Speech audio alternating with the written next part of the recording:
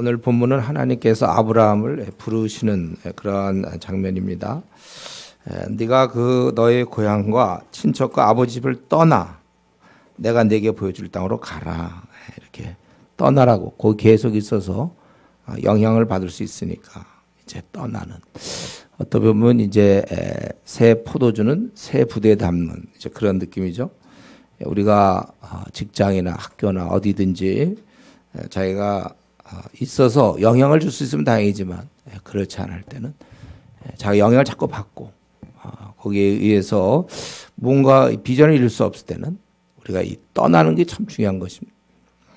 그래서 이제 너로 하여금 큰 민족이 되게 하겠고 너는 복의 근원이 돼서 3절에 땅의 모든 족속이 너로 말미암아 복을 얻을 것이다. 이렇게 말씀하셨기 때문에 4절에 아브라함이 순종하여 떠나는데 그때가 75세였어요.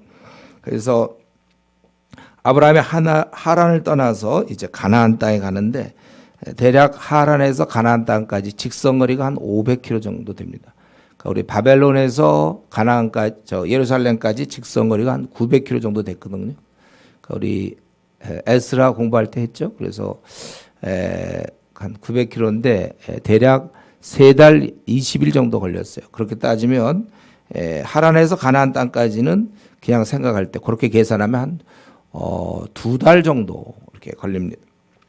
그리고 다시 한번 도착했을 때 하나님께서 복 주시겠다고 약속했고 아브라함 베델 동쪽 산에서 장막치고 그리고 그가 했던 일을 제단을 쌓고 여호와 이름을 부르고 점점 남방으로 갔다. 지금 이 짧은 1절부터 9절까지 내용은 결국 뭐냐면 아브라함은 하나님 말씀에 순종했다는 것이죠. 고향을 두고 떠나는 게 쉽지 않죠. 우리 중에는 이제 고향을 떠나온 사람들 많은데 고향을 떠나는 거 쉽지 않습니다. 더구나 이제 75세고 또 친척을 거기다가 두고 또 친구도 있었겠죠. 동창들도 있을 거고 우리로 따진다면 다 두고 이미 익숙한 그런 어떤 생활 환경 그 정들었던 거리 동네를 다 두고 가야 하며 더구나 문제는 낯선 외국 땅에 이제 자기 가족만 아내와 자기 이렇게 들어가 살아야 하므로 두려움도 있었겠죠. 또 이런저런 어려움도 있었을 것입니다. 결정하기가 쉽지 않았을까 이럴 때 이거 어떻게 해야 될까. 그러나 아브라함은 이 말씀에 순종해서 살던 곳을 떠나 긴 여행을 감행했고 결국 낯선 외국인 땅에 정착했다는 것이죠. 우리가 이제 이런 면을 좀 배워야 되겠죠. 우리는 모든 것이 다 마련되고 준비돼야 움직이려는 경향이 있어요. 그러나 우리 그것이 아니라 주님이 무엇을 원하시는가 그것에 따라 우리가 순종하는 거 이게 중요한 것이죠. 성경은 아브라함의 이 점을 아주 귀하게 평가하고 있죠. 히브리서 11장 8절에 보면 믿음으로 아브라함 부르심을 받을 때 순종하여 장래 유업으로 받을 땅에 나아갈새 갈 바를 알지 못하고 나아갔으며 이런저런 이유를 대지 않고 순종하였던 것이 훌륭한 점이라는 것입니다. 물론 이럴 때 아마 속으로는 좀 불안할 수 있지 않았을까요? 혹은 염려 근심도 생겨날 수 있겠죠. 그러나 우리가 지금 우리들이 많이 얘기하는 소위 동기부여 동기부여는 잘 안 됐을 거예요. 그러나 동기부여가 될 수도 있고 되지 않을 수도 있었고 또 여러 생각들이 그의 마음에 있었겠지만 중요한 것은 이 모든 것을 누르고 결국 행동으로 옮겨 가나안 땅에 정착했다는 것입니다. 이 점이죠. 성경은 이런 거예요. 우리가 보통 학교에서도 개근상도 좀 타봤는지 모르겠지만요. 개근상 탈 때 어떻게 돼요? 그 학생이 한 번도 안 빠지고 그러면 개근이죠. 그때 왔는데 걔가 공부할 의지가 있었냐, 아주 즐겁게 학교를 왔느냐, 즐겁게 학교를 오지 않았느냐 이런 걸 따지진 않죠. 개근상 성실하게 왔느냐. 성경은 우리가 신앙생활할 때 이런 걸 많이 얘기합니다. 물론 자기가 막 자원하러 기뻐서 그러니까 성령 충만하여 막 기뻐서 하는 경우도 있지만 그런 게 아니라 자기 마음에 별로 동기부여가 안 돼요. 우리 수련회 좀 가자 그러면 동기부여가 안 됩니다. 이런 얘기. 중국 좀 가자 그러면 별로 마음에 별로 원하지 않습니다.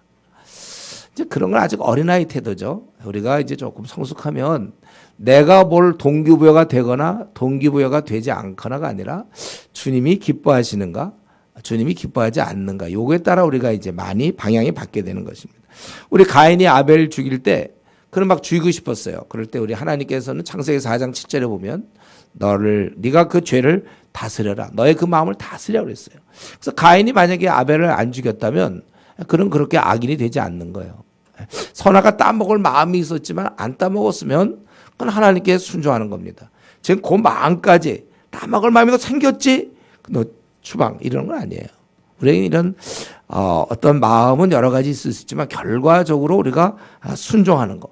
그게 우리 고린도전서 9장 27절에 바울 사도가 자기는 자기 몸을 처복종시킨다고. 내 마음은 그걸 별로 원하질 않아요.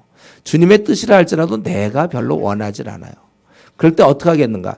내가 원하는 대로 할 건가? 주님 원하는 대로 할 건가? 우리가 신앙의 성숙이라는 것은 내 원함을 점점 죽이고 주님이 기뻐하실 거, 주님께 영광을 돌릴 거, 이런 것을 하는 것입니다. 그래서 여러분 우리가 신앙생활 할 때 막 기쁨이 있고 막 좋고 막 동기부여가 잘 되고 이렇게 돼서 하면 제일 좋죠. 우리 예를 들면 기도생활 같은 경우. 그런 경우 막 기도할 때 막 즐겁고 그렇게 되면 좋은데 문제는 처음부터 그렇게 안 되는 것이죠. 우리가 기도하더라도 처음에 막 지루하고 언제 끝나나 막 그럴 수 있어요. 억지로 해야 되는가? 그럴 때는 억지로 이렇게 하다 보면 어느 순간에 이제 이렇게 깊이 들어가서 이 기도를 즐거워하는 단계로 바뀌어야 되니까 그러니까 여러분들이 교회만 다니면 안 되고 다니면서 빨리빨리 이런 것들이 즐거움으로 바뀔 수 있도록 성경 공부도 처음에는 억지로 하는 거예요. 그러나 점점 즐거워. 우리 그 음악 하는 사람들 저도 어릴 때 바이올린 배웠는데 되게 하기 싫은데 어머니 하라고 그러니까 나 그때 막 끝나면 놀아야 되는데 하더라고. 그러니까 막 숨어 다니고 그래서 막 또 바이올린 선생님 찾으니까 막 숨기도 하고 막 이랬는데 그래서 결국 반짝반짝까지 하다가 이제 그만뒀지만은. 근데 보통 음악하는 사람들 처음에는 하기 싫은데도 피아노라든가 자꾸 하다 보면 거기에 이제 익숙해지고 어느 순간에 이제 즐기는 단계가 되는 거예요.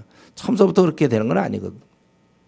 중간에 그만둘까 하다가 참고 몇 번 그러다 이제 돼서 결국은 뭐 아주 즐기는 단계가 되는데 신앙도 그렇게 원래 우리가 얼마나 한심하고 부족한 자인데 뭐 기도가 저절로 되고 뭐 말씀이 읽으면 너무 즐겁고 막 꿀처럼 달고 막 그런 단계가 그렇게 금방 됩니까? 막 영혼을 바라보면 막 전도하고 싶어서 막 견딜 수 없는 사람이 물론 있어 우리 중에는요. 그러나 일반적으로는 그게 잘 안 되죠. 원래 신앙생활은 그러나 어떻게 되는가? 그럼 내 마음에 동기부여가 돼야만 나는 기도하고 전도하고 말씀을 보고 어린 자를 양육하나요? 그러나 이제 동기부여대로 되면 우리가 할 수 있는 거 교회에서 보통 하는 건 뭐냐면 그 바자회 이런 건 그렇게 내가 뭐 웬만하면 동기부여되고 바자회는 여기서 남는 이익금을 선교에 쓰겠다, 구제에 쓰겠다고 그거 하는 거 좀 재밌어요. 약간 그자도 심심하던 차에 웬 바자회냐 이렇게 그럴 수 있단 말이에요. 동기부여 될 수 있는 쉬운 것들은 있습니다. 그러나 우리가 이렇게 막 성경을 공부하고 가르치고 영혼을 구원하고 전투하고 뭐 중국을 간다. 동기부여가 됩니까? 잘 안 되지만 이거 주님이 기뻐하시니까 그래서 하는 거예요. 신앙생활이에요. 목사들이 뭐 새벽기도 이렇게 너무 폄훼하면 안 되지만은 일어나기 되게 싫거든요. 새벽에. 그러나 일어나기 싫을 때 어떻게 합니까? 그래도 일어나서 하는 걸 하나님이 충성되게 보는 것이지 워낙 잠이 없어서 원래 그냥 미리부터 막 그러진 않아요. 자, 눈 뜨기 싫을 때 있어. 조금만 더 잤으면. 그게 죄입니까? 이게 뭐 더 자고 싶어요. 하나님이. 그게 아니라 더 자고 싶지만 그래도 영혼을 생각하면 자기가 참고 세수하고 그리고 나오는 거. 이런 걸 원하는 거예요. 우리 하나님께서. 우리가 그렇게 살라는 거예요. 자신을 복종시키라는 건 내 마음의 원함과 어떤 동기부여나 내가 기쁘기 때문에 그게 아니라 기쁘지 않아도 지금 뭐 아브라함이 기쁘겠습니까? 아브라함이 나중에 이제 뭐 아들 죽이라고 그럴 때 그 기뻐서 막 죽이려고 그러겠습니까? 그러나 주께서 하라고 그런다는 거. 우리가 이러한 그래서 우리 로마서 8장 13절 14절에 보면 우리가 영으로서 몸의 행실을 죽이자. 이것이 훈련이라는 거예요. 그러니까 우리가 이런 면에 있어서 중요한 건 내가 하나님 말씀, 하나님이 기뻐하는 것인지 그것을 아는 데 시간은 필요할지 모르죠. 기뻐할지 안 할지를 생각해보고 만약에 그것을 내가 기뻐한다. 그럼 내가 순종하는 거고 내가 하나님이 그걸 원치 않다면 내가 그렇게 안 하는 것이고 이런 면에서 최근에 나는 하나님 말씀, 하나님 기뻐하는 건지 알면서 순종 못하는 것이 있었습니까? 여러분들 그게 무슨 어떤 뭐 술입니까? 아니면 뭐 도박입니까? 아니면 게임입니까? 아니면 뭡니까, 여러분?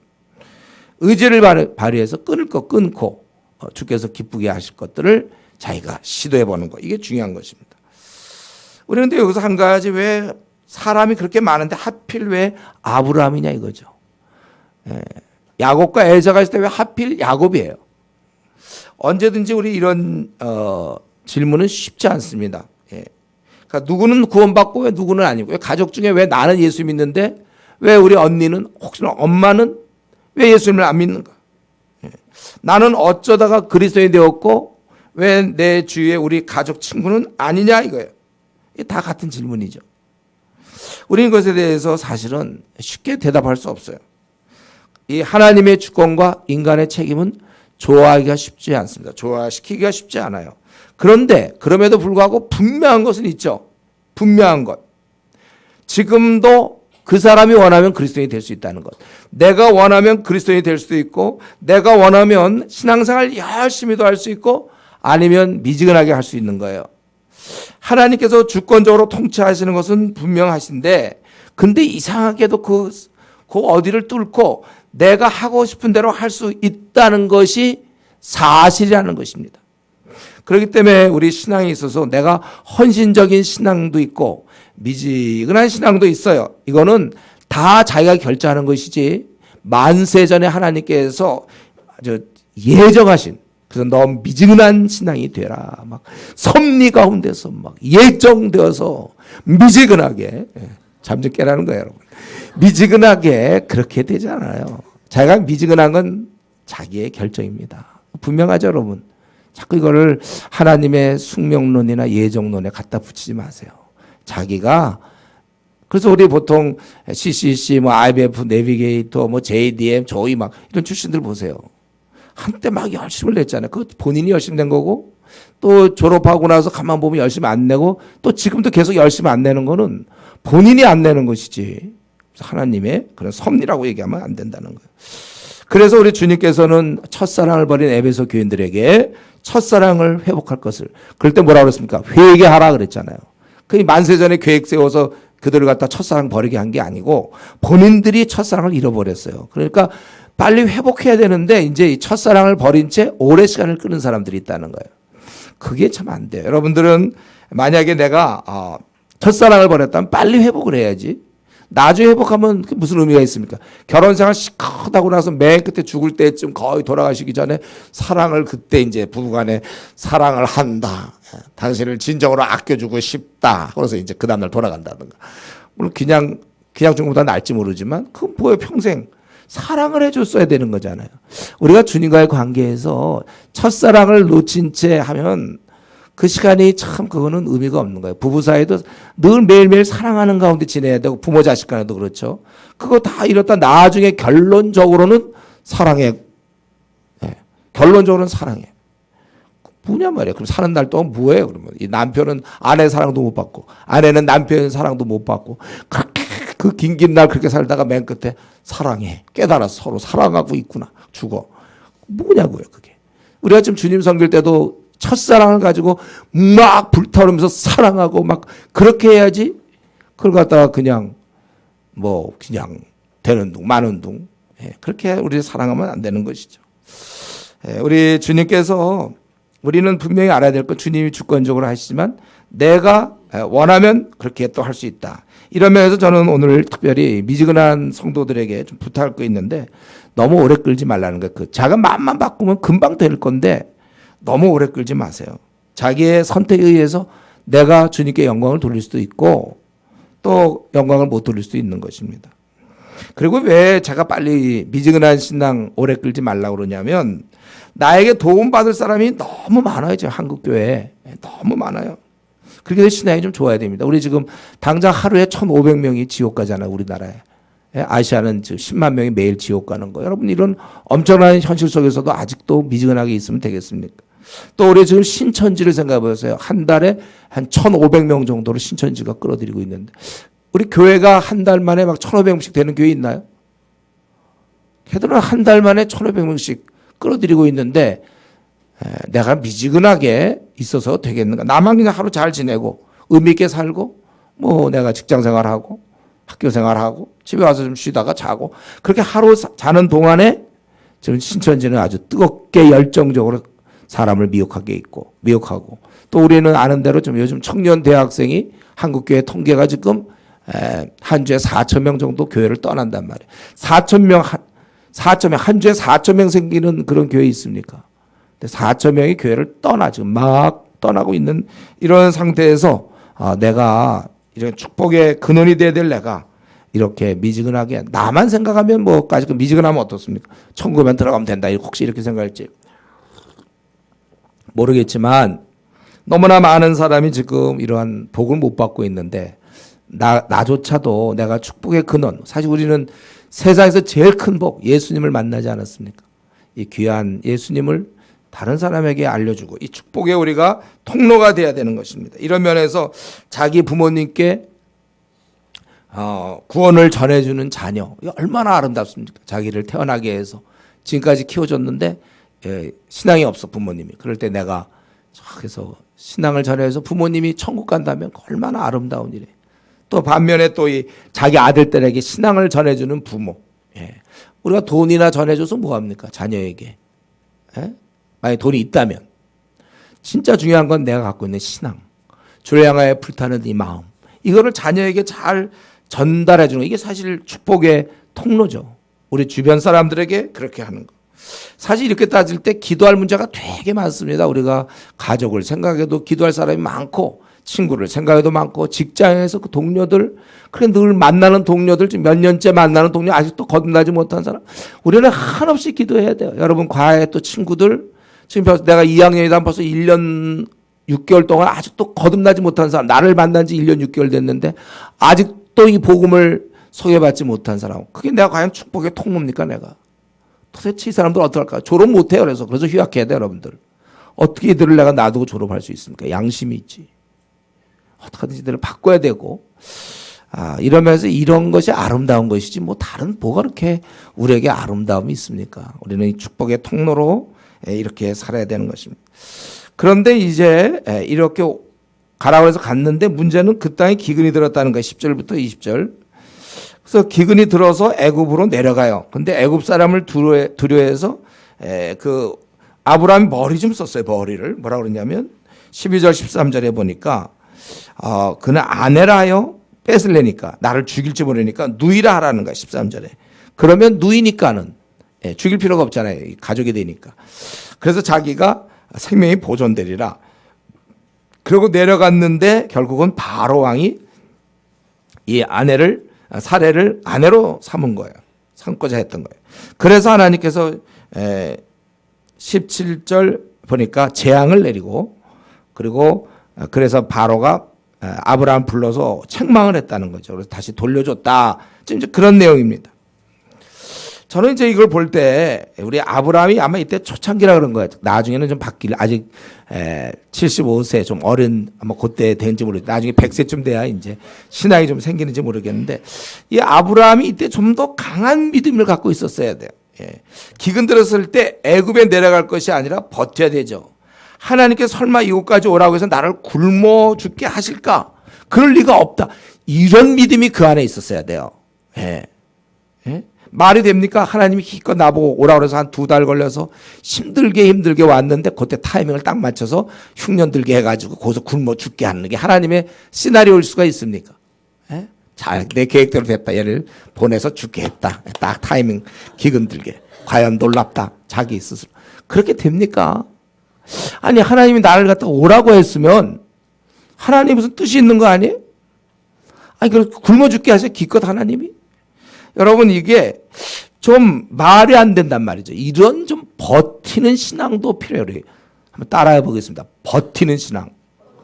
이거 하나님의 성품상 그냥 버티면 광신이지만 이건 하나님의 속성상 오라고 그랬잖아. 자기가 괜히 여행 갔다가 기근 들어갖고 그건 자기가 어딘지 찾아가야 되지만 하나님이 오라고 그래서 갔는데 기근으로 자기를 죽일 리가 있겠는가. 이게 다 그런 좀 이런 버티는 신앙을 가져야 그럴 리 없다는 것입니다. 이렇게 버텨줘야 사실은 덕분에 이 가나안 사람들도 아브라함 때문에라도 어떻게 하든지 기근 문제가 해결될 거 아닙니까? 그래서 가나안 사람들도 아브라함 덕분에 다 먹고 살아야 되는 거예요. 그 값 뿌리고 나면 그다음에 뭐 가나안 사람들 뭐 굶어 죽어도 할 말 없죠. 아브라함이 딱 있으면 굶어 죽을 수가 없거든. 원래 우리가 그런 존재들이에요. 여러분이 어떻게 움직이냐에 따라서 주변은 종속 변수지. 예, 우리가 그걸 알아야 돼요. 우리가 독립 변수란 말이에요. 우리에 의해서 모든 게 결정되는 거예요.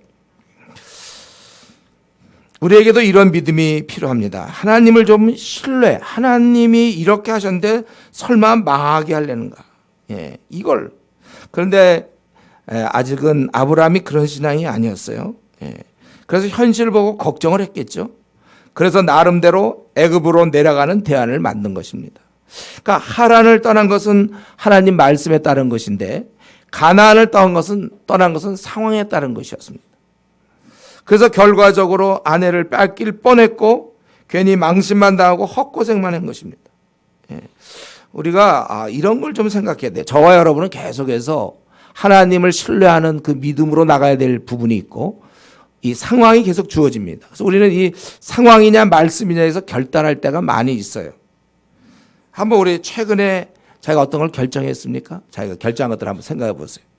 이때 내가 결정할 때 충분히 기도하는 중에 하나님 말씀을 따라 결정했는가? 아니면 상황에 따라 결정했는가? 여러분 학교 생활이나 직장 생활에서 또 우리 여러 생활 속에서 내가 어떻게 나는 결정하고 있는가? 여러분 논리적 합리적이 꼭 좋은 거 아니에요? 신앙에서는요. 우리가 물론 논리와 합리를 사용해야 되는 건 맞아요. 그러니까 이 면에서 우리가 항상 광신과 믿음은 항상 종이 한 장 차이라고 그랬죠. 우리가 어떤 거는 머리를 써야 되고 논리적 합리적으로 움직여야 되는 게 있고 어떤 건 이것처럼 비록 기근이 생겨도 그냥 버텨야 되는 것이 있단 말이에요. 그러니까 이런 걸 우리가 잘 구분해야죠. 이게 이제 우리 신앙의 성숙이에요.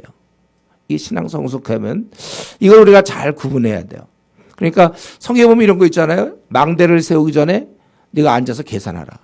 근데 그러니까 무턱대고 막 광신으로 막 나가도 안 되고 앉아서 계산해야 되는데 단 어떻게 됩니까?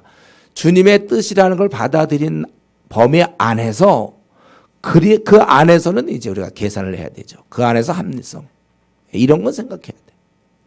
근데 우리는 지금 주님이 원하는가 원치 않는가 보다 내 상황과 내 합리를 들어밀을 때가 많단 말이에요. 이것은 옳지 않은 것. 지금 바로 이 아브라함이 그렇게 한 것입니다.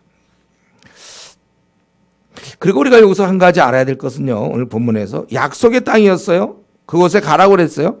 그러나 약속의 땅이지만 모든 것이 다 순탄하게 되는 게 아니라는 거예요. 그곳에 기근이 있었습니다. 우리가 생각할 때 하나님이 약속한 땅이면 기근이 없어야 될 걸로 생각할 때가 있다는 것이죠.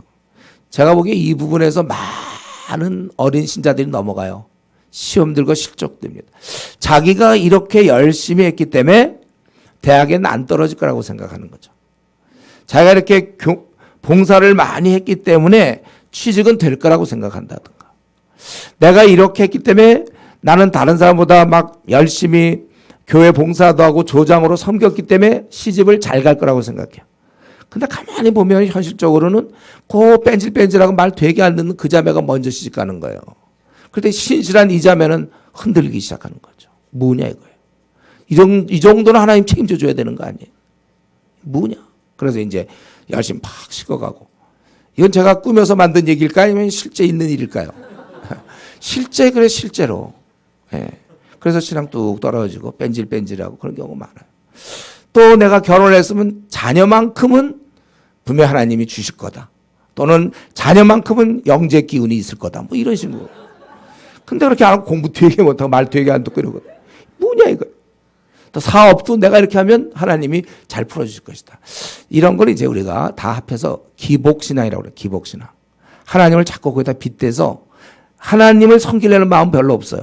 이 땅에서 내가 잘 되기를 바라서 하나님을 이용하는 거예요. 예. 평소에 기도 안 하다가 애가 이제 고3 때 되면 막 기도한다. 물론 안 하는 것도 낫지만은. 예, 우리가 그러고 기도했다고 걔가 또 잘 되는 것도 아니고 붙는 것도 아니고. 그러니까 우리가 신앙생활함에 있어서 이걸 좀 잘 구분해야 됩니다. 근데 많은 사람들이 이 부분에서 많이 신앙이 떨어져요. 실제로 저는 뭐 지금까지 지내오면서 많이 봤습니다. 자기가 원하는 기건데 왜 하나님 왜 이렇게 안 해주십니까? 그래서 약간 원망 비슷하게 하면서 신앙이 쓱 식어져 버리는 거예요. 예. 우리는 사실 왜 이런 가나안 땅에 약속의 땅에 기근이 듭니까? 이게 바로 이제 하나님의 훈련과 성숙의 기회가 되는 것이죠. 이런 가운데서 정말 믿고 버텼더니 과연 약속하신 대로 하나님 축복하셨다든가.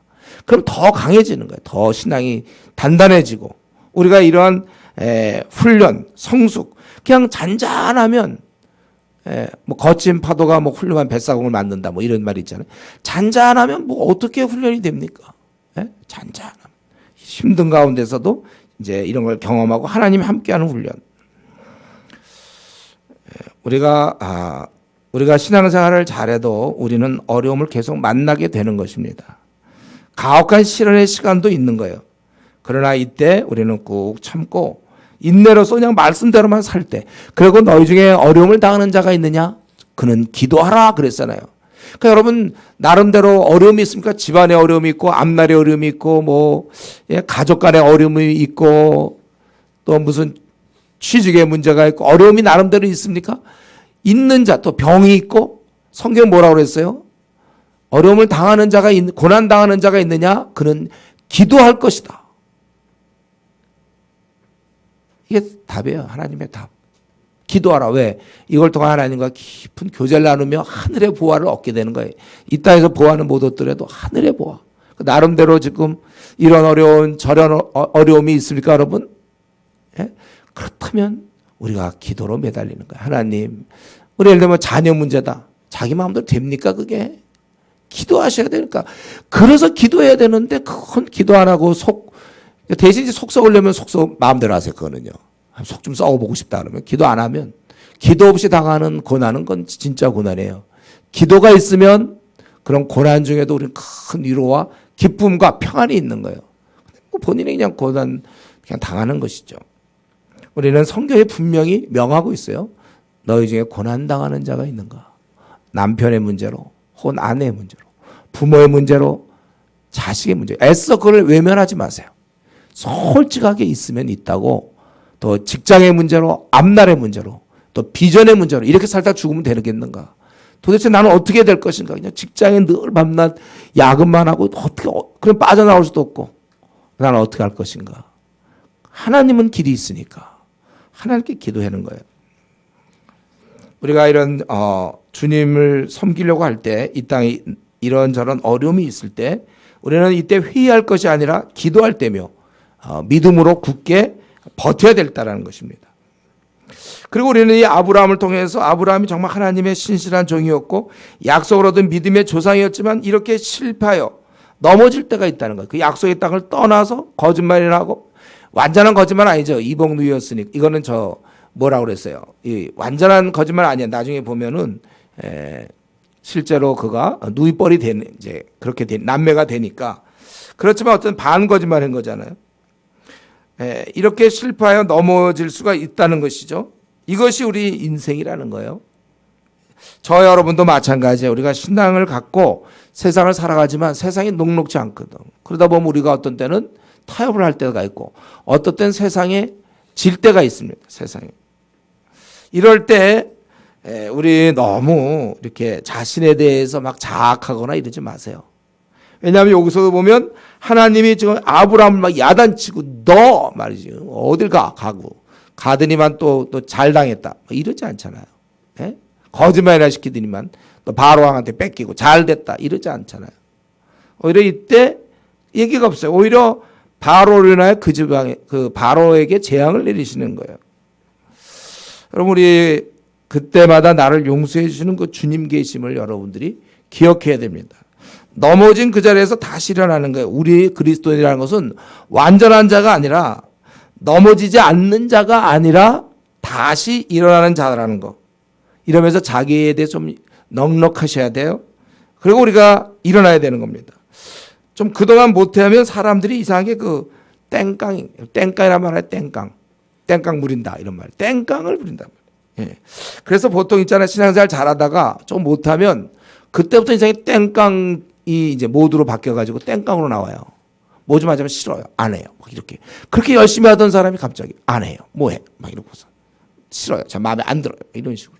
땡깡으로 나간단 말이에요. 우리 인간에겐 성경에는 안 나오지만 이런 땡깡류의 그런 죄성을 갖고 있어요. 제가 발견했어요. 땡깡류가 있다는 거. 그래서 보면은 그게 뭐냐면 이전에 보면 그 사시 고시 공부하던 사람들이 그래요. 막 열심히 하다가 한번 무너지잖아요. 어제 뭐 친구랑 만나서 술 먹는 바람에 하루를 빼앗겨 그 다음날 아침까지 시간 다 뺏기면 막 시간 계산하다 그러고 나면요. 그 다음에 잘 공부를 안 하고 에라 모르겠다 한 잔 또 마시자 이렇게 된단 말이에요. 그 며칠 그렇게 하고 나면 그 다음에 못 일어나요. 그럼 막 이제 이렇게 되고. 그래서 제가 그때 어떤 분 만났는데 39살까지 계속 사시 공부하는 거예요. 근데 그 안에는 이제 이 땡깡류가 있는 거예요. 이 마음속에. 지난번 못했으니까 에라 모르겠다. 왜냐하면 그게 억울하니까. 지난 날이 억울해요. 그리고 지금 뭔가 하려니까 또 그동안의 세월이 억울한 거예요. 네. 근데 우리는 신앙생활 그렇게 하면 안 됩니다. 하나님 앞에서 땡깡 부리면 안 돼요. 자기가 조금이라도 깨닫는 그 순간 빨리 일어나는 거예요. 겸손하게 정신 차리고 다시 시작해요. 그게 우리 인간이란 말이에요. 인간은 천사가 아니에요. 넘어질 수 있고 타협할 수 있고 좀 이렇게 삐뚤어갈 수 있어요. 그러나 그걸 깨닫는 순간 일어나야지. 자기가 그동안 삐뚤어갔던 그 자존심, 왜냐하면 그거에 대해서 인정하는 거잖아요. 자기가 잘못 사는 것을. 그게 싫으니까 땡깡 모드로 바뀌어가지고 이제 땡깡으로 나간단 말이죠. 우리 이것을 회개해야 돼요. 그거는 저나 여러분 다 마찬가지예요. 우리에게는 근본적인 이 땡깡이 있다니까요. 처음 듣는 사람이 있어요. 땡깡류의 죄성이 있어요. 예. 그러니까 우리가 이런 면에서 이거 정말 그 우리의 연약함이거든요. 한 번 식어진 마음은 좀처럼 다시 안 일어나요. 예.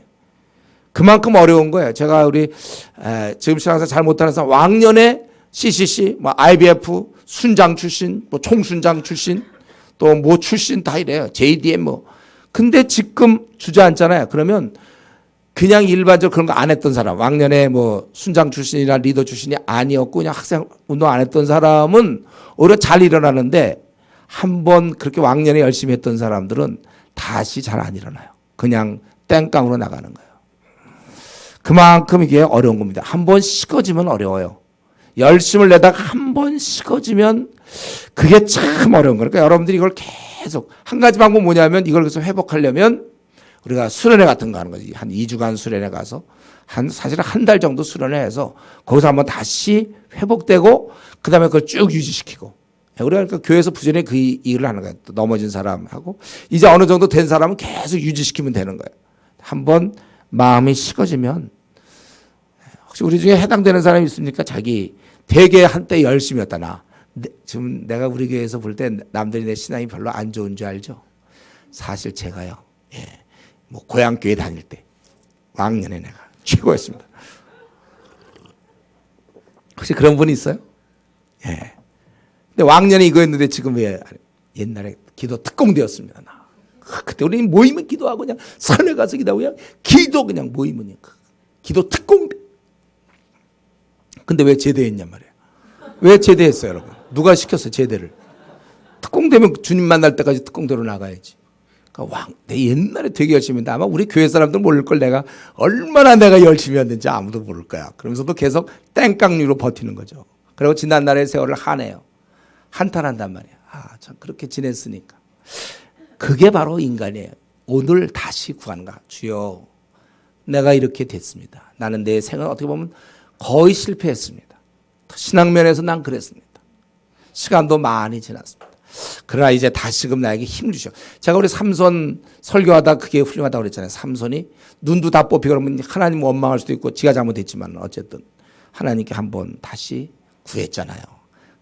두 번째 찬스 다시 한번. 우리 신앙도 과거에 열심히 한 기억이 있습니까? 지금 더 열심히 하셔야죠. 그게 뭐예요? 하나님께 구해달라고 자기를 이런 상황에서 건져달라고 이면에서 또 기도해야 돼. 우리 구원을 기도해야 되는 것처럼 이면에서 또 기도해야 되는 것입니다.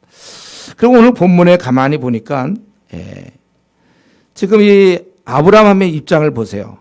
그는 낯선 곳 원래 가나안도 그랬는데 거기 좀 정착하는 듯 하더니 낯선 곳 애굽에 가서 거기서 아내를 보내고 어떻게 보면 자기 아내다 그랬으면 빼앗긴 거 되지만 누이다 그랬으니까 뭐 그러면 그럴 수 있는 거잖아요. 그리고 아내를 보내고 대신 양과 소와 목록이 많아요. 양, 소, 노비, 암수, 나귀와 낙타를 얻었더라. 뭐 한 마리씩 주진 않았겠죠. 여러 마리를 줬을 거예요. 예. 그래서 얻었어요. 그래요. 아내 주고 대신 이걸 얻었어요. 예. 근데 그리고는 참 할 말이 없잖아요. 자기가 한 말이라 취소도 못하고 아마 그날 저녁을 생각해 보세요. 보통 때 평소 같으면 옆에서 아내의 얘기를 들어야 되는데 아내 소리 못 듣고 지금 웬 짐승의 울음소리를 들어야 되는 그런 아내를 보내놓고 지금 뭐 암수 나귀라든가 낙타가 어떻게 울었는지 아마 그때 깨달을지 모르겠어요. 그런 소리 듣고 있으면 굉장히 속이 탈 거 아닙니까? 그렇다고 싸워서 힘이 있으면 싸워서 아내를 빼앗아 올 수도 없고 그야말로 진퇴양난이 자기 힘으로 그 어떤 것도 할 수 없어요. 차라리 아내를 빼앗아 갔으면 아내라고 그랬는데 빼앗아 갔으면 가서 막 내 아내를 왜 뺏었냐고 막 죽기 살기로 한번 뭐 덤벼도 보겠는데 자기가 누이라고 그랬거든. 예, 할 말도 없어. 뭐 완벽해. 여기서 어떻게 빠져나갈 수도 없어요. 정말 안타까운 상황이고 인간 아브라함으로서는 여기서 할 수 있는 게 전혀 없어. 자기가 할 수 있는 일이 아무도 없어. 그냥 그 낙타 울음소리 듣고 양의 울음소리 들으면서 그냥 슬퍼할 수밖에 없는 절대 아주 그냥 또 완전히 절대적으로 꽉 막혀 있는 그런 상황인데 이때 이제 우리 신앙인들이 이때 하나님의 도우심이 있었다는 것이죠. 긍휼을 베푸심. 이렇게 절대적으로 우리가 어떻게 해볼 수가 없을 때 그분이 진짜 우리 하늘 아버지시라면 우리를 도와주신단 말이죠. 도저히 우리 힘으로 어떻게 할 수 없을 때. 여러분 우리가 살다 보면 하나님의 이런 도움이 필요하고 아마 지금까지 살아오면서 경험했는지 모를 거예요. 이것을 우리가 믿어야 되는 거예요. 내 힘으로 도저히 안 될 때. 제가 얘기했잖아요. 저 같은 경우. 논산에 훈련 가가지고 유급당했을 때 와, 나는 내 힘으로는 도저히 안 돼. 주여 나를 도우셔서. 그래서 제가 기적적으로 빠져나왔다 그랬죠. 또 군대에 있어서도 위에서 그렇게 가로막고 안 될 때 힘들 때 하여튼 하나님의 이런 도우심. 우리는 우리의 한계로 어떻게 해볼 수 없을 때 때로는 내가 잘못할 수도 있어요. 나의 실수도 있습니다. 그래도 현재 나는 너무나 내 실수라도 나는 도저히 지금 어떻게 할 수가 없을 때 다시 한번 삼손이 간구하는 것처럼 우리가 이러한 도우심을 경험해야 돼요. 이런 경험이 여러분 있습니까? 이런 게 많을수록 우리가 힘이 있고 하나님을 의지하고 체험적으로 하나님을 경험하는 것입니다. 이 믿는 자의 복이에요. 그렇기 때문에 우리 앞날이 사실 우리 한치 앞을 못 보잖아요. 지금 우리가 1시간 뒤도 모르고 한 주 뒤도 모르고 한 달 뒤도 모르고 우리는 앞날을 전혀 어떻게 앞날이 펼쳐질지 모르지만 그러면서 그 앞날을 실수가 많고 허물이 많은 분별력이 떨어지는 내가 앞날을 살아가려고 할 때 참 우리는 이런 가운데 불안할 수 있지만 우리가 안심하는 것은 도우시는 하나님이 시퍼렇게 살아계시다는 거예요. 그분이 우리를 지켜보고 계세요. 이게 믿는 자의 좋은 것이죠. 그렇기 때문에 우리가 평안을 얘기할 수 있는 거예요. 저 앞날을 생각하면 얼마나 불안합니까? 그러나 그분이 가만히 계실 리가 없으니까 나 이런 부족함과 실수와 넘어짐을 통해서라도 내가 아주 진퇴양난에 답답한 일을 당한다 할지라도 지금 어떻게 할 수 없을 때 그분으로부터 오는 도우심. 그래서 우리는 평안해요.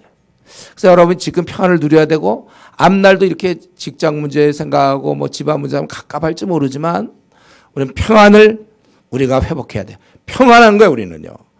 꽉 막혀있다 할지라도 하나님이 나를 도와줄 게 분명하니까.